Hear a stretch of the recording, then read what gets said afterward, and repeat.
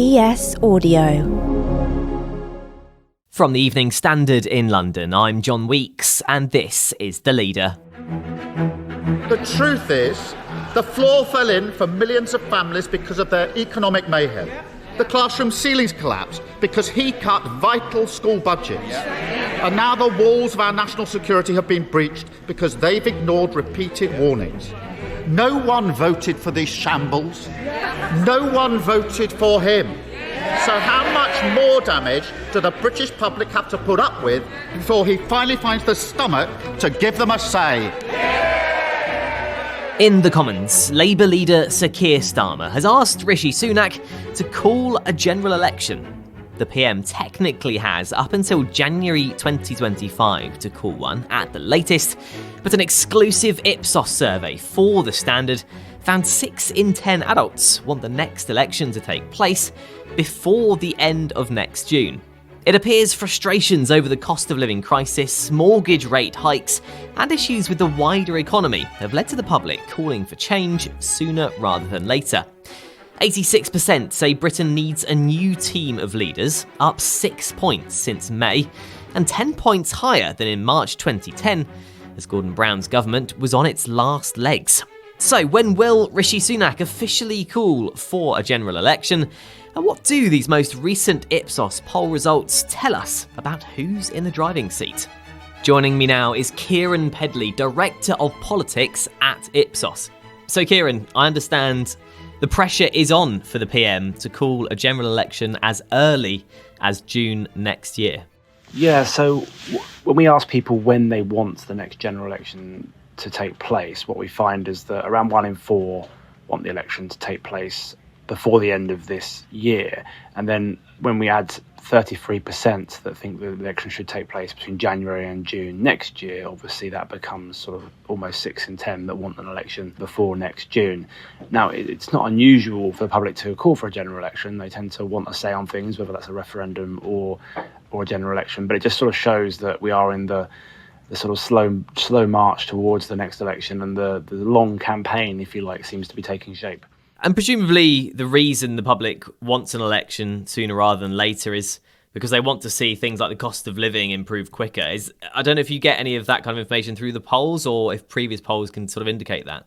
Yes, we have a regular Ipsos monthly issues index, which looks at kind of what the most important issues are facing the country. And you're quite right that the cost of living or inflation and rising prices is top of mind for the public at the moment, alongside the economy more generally and in other issues such as public services, or specifically the NHS, we should say, and immigration. So there's a host of issues that the public are concerned about. I think what we do generally see is this pretty negative, pessimistic mood around at the moment. So anywhere between 6 and 10 and 2/3 tend to tell us that things are heading in the wrong direction. And it seems to be that the incumbent Conservative Party are sort of bearing the brunt of that in terms of sort of public anger at the ballot box. We've seen that in recent by-elections. Selby and Ainsty sort of springs to mind. There was a massive swing against the Conservatives, where of course we should mention Uxbridge and Ruislip, where they managed to hold on for very specific local factors. But the macro political position, if you want to call it that, is that our most recent numbers today with the Evening Standard show Labour 20 points ahead. Hasn't really changed that much over the course of this year. So I think that, for the next year or so, or however long we've got until the next election, clearly the Prime Minister and the Conservatives are going to want to change the public mood. And looking at the men behind the two camps, how are Rishi Sunak and Keir Starmer looking in the polls in the build-up to the next general election? So when you force people to make a choice and you say, OK, which of the two do you think would be the most capable Prime Minister, there isn't loads to choose between them, in the sense that Keir Starmer tends to lead by 4 points. But that's pretty atypical in recent memory for a Labour leader to be neck and neck, or slightly ahead in this case, of the Conservative Prime Minister. So the fact that they're kind of neck and neck on who would be the most capable Prime Minister in some ways is a bit of a win for Labour. I mean, it might not sound that way. I mean, you might say, Keiran, how can it possibly be that just being neck and neck is good? But in past elections, you've seen that the leadership question, if you can call it that, has typically hurt the Labour Party. So, Boris Johnson was typically miles ahead of Jeremy Corbyn in terms of who the public thought would make the most capable Prime Minister. Similarly with Theresa May and Jeremy Corbyn at times, but also David Cameron and Ed Miliband. So in that sort of horse race, if you want to call it that, then it's good news for Labour. I think on the slightly less positive news for Labour is when we look at Keir Starmer's net satisfaction ratings. So this is when you take away the people that are the 51% that are dissatisfied with the job he's doing as Labour leader from the 29% that say they're satisfied. His minus 21 score is actually not that dissimilar to what Ed Miliband was getting before the 2015 election, which he obviously lost, and his score then was minus 19. The difference is that Keir Starmer's facing a very different Prime Minister and a very different Conservative Party in the public mood at the moment. So, for example, if we look at Rishi Sunak, just 22% are satisfied with the job he's doing as Prime Minister and 66% are dissatisfied. So that gives him a score of minus 44. I should say, though, it's not all about the leaders. I mean, that does give you some indication as to the direction of travel. But of course, it's about the parties and their policy agendas and what issues matter to voters and which parties they trust and all these sorts of things as well. So it's important to look at the leadership. That can give us indications of where things are going. And they are the ultimate salespeople for their political parties and to voters. But it's not the only issue that's important to people. And one of the stats that really surprised me from this poll was that 50% of potential voters said they may still change their mind as to how they vote. That suggests there's still very much everything to play for at this stage, at least, doesn't it? Yeah, I think it gives us a little bit of a pause in terms of sort of saying everything's done and dusted. Different people may, without getting into the philosophy of survey research too much, like what someone means in terms of may change their mind versus someone else may indicate a completely different degree of uncertainty. I mean, for example, if you go back to, we were talking about David Cameron and their Miliband earlier, if you go back to like 2015, January, February that year, we had similar numbers say they might change their mind. The actual headline voting intention figures didn't end up moving very much. To be fair, that will be some crumb of comfort for the Conservatives and Rishi Sunak. Fundamentally, what he's going to have to do in the next year is to show significant progress on his 5 pledges, which I think he's sort of correctly identified the broad areas, I think, that are important to voters, which I've sort of mentioned earlier, to do with the economy and the cost of living, and particularly in terms of Conservative voters, small boats and immigration.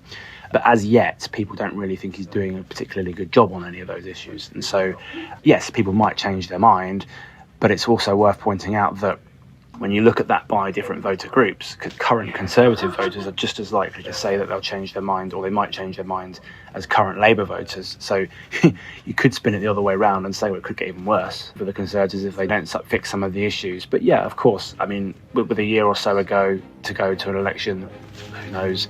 Until it's over, it isn't over. Let's take a break now. In part 2, Keiran explains which is more likely to benefit the Conservatives, an earlier or a later general election. They'll probably be wanting to keep their options open, but I imagine, without knowing or without being privy to any sort of private information, I imagine their current instinct will be to go as long as possible.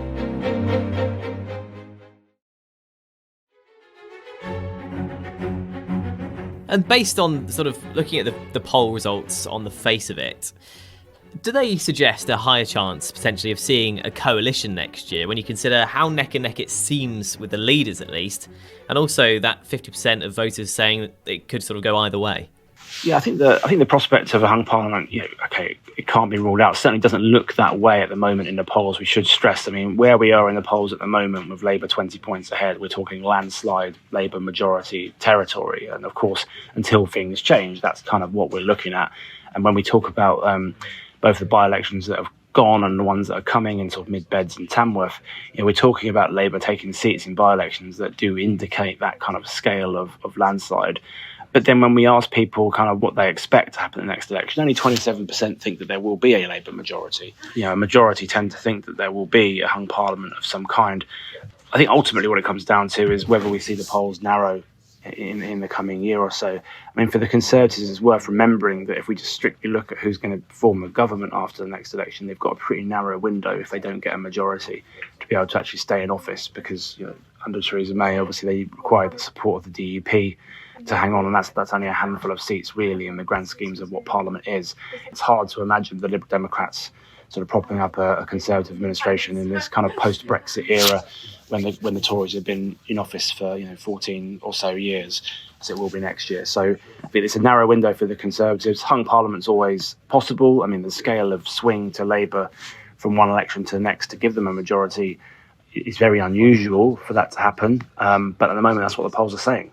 Going back to the Prime Minister himself, is he better off going for this earlier general election before June, as the public, at least in this poll, shows want? Or is actually a later one, I think it can go as late as January 2025, actually more beneficial to him? Well, I suppose the slightly boring answer is it depends a bit on what the polls say next spring. I mean, I think that fundamentally, you look at historic precedent, it's difficult to spot a pattern in many ways because, typically governments that cling on for the full 5 years end up doing so because they kind of know they're going to lose and then they end up doing so. But that's definitely not always the case. I mean, David Cameron had a very structured kind of 5-year term, 2010 to 2015. Obviously went from a coalition government to a majority. In 1992, the Conservatives had won against the odds after having a 5-year parliament then. So it's not quite the case that you're guaranteed to lose if you wait till the last minute. I think at the moment, the Conservatives will probably be inclined to go as long as possible. Maybe not January 2025, just because it's a sort of slightly odd time to do a campaign. They'll probably want to base it around some sort of launch pad, whether that's a kind of autumn statement or a conference or something. But I imagine at the moment they'll be inclined to go as long as they can because they're the miles behind in the polls, and they'll hope that something can sort of crop up.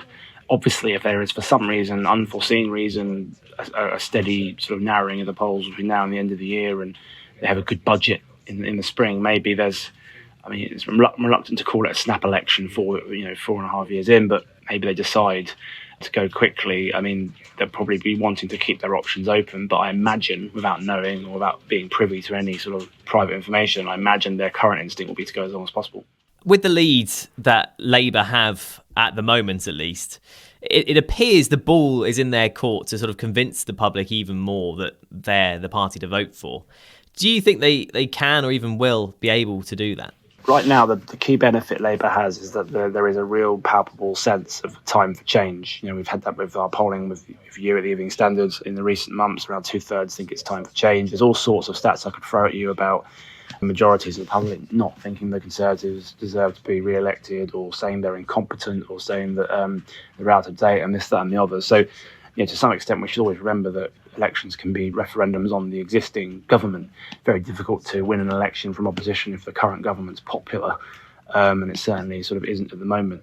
There are doubts about Labour, but at the same time, when you ask about the issues that matter most to people, typically the cost of living and the NHS, the public instinctively trust Labour on those two particular issues a lot more than they do the Conservatives, at least at the moment.